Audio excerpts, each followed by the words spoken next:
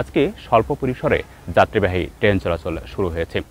আজ সকালে গাজীপুরের সবচেয়ে ব্যস্ততম স্টেশন জয়দেবপুর থেকে এখানকার যে কমিউটার ট্রেনটি রয়েছে তুরাগ ট্রেন, সেটি ছেড়ে গেছে ঢাকার উদ্দেশ্যে এবং বিকেলে ঢাকা থেকে যাত্রী নিয়ে আবার সেটি জয়দেবপুর স্টেশনে ফেরত যাওয়ার কথা। একইভাবে ময়মনসিংহ ও দেওয়ানগঞ্জ থেকেও ট্রেন ছেড়ে গেছে ঢাকার উদ্দেশ্যে এবং সেখান থেকে যাত্রী নিয়ে আবার তাদের স্টেশনে ফেরত যাবে। এভাবেই আসলে ট্রেন চলাচল আস্তে আস্তে স্বাভাবিক হবে। রেলওয়ে বিভাগের পক্ষ থেকে জানানো হয়েছে আগামী পরশু দিন থেকে পূর্ণোদ্যমে ট্রেন চলাচল শুরু হবে এবং আন্তনগর ট্রেনগুলো সেদিন চলাচল করবে।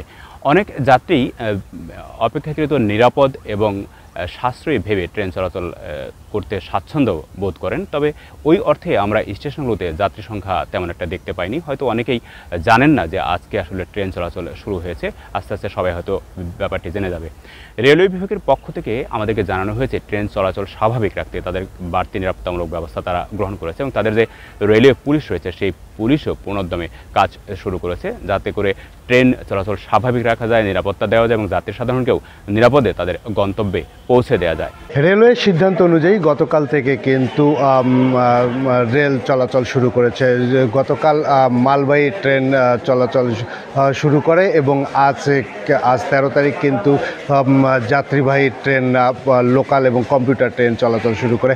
আমাদের রংপুর থেকে আজ সকালে 2টি কম্পিউটার ট্রেন ইতিমধ্যে স্টেশন ছেড়ে চলে গেছে বিভিন্ন গন্তব্যে।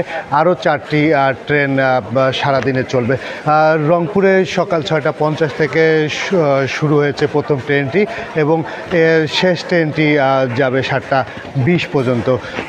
তো বলে রাখি আগামী 15 তারিখে কিন্তু আন্তনগর ট্রেন চলাচল শুরু করবে।